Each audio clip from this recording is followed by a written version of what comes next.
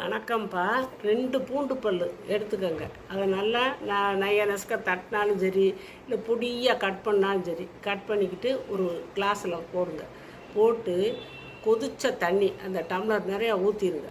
அந்த பூண்டு வச்சுருக்கோம் இல்லையா, அதில் ஊற்றிட்டு அப்படியே மூடி வச்சுருங்க. ஒரு 5 நிமிஷம் இல்லாட்டி 10 நிமிஷம் கூட அது பாட்டில் இருக்கட்டும். அப்புறமேல அதை எடுத்துட்டு அதில் தேன் கலந்துக்கலாம். இல்லை சுகர் இருக்குது, நாங்கள் தேனெல்லாம் வேண்டாம் அப்படின்னா எலுமிச்சஞ்சாறு கூட ஒரு 1/2 ஸ்பூன் 3/4 ஸ்பூன் சேர்த்துக்கலாம்.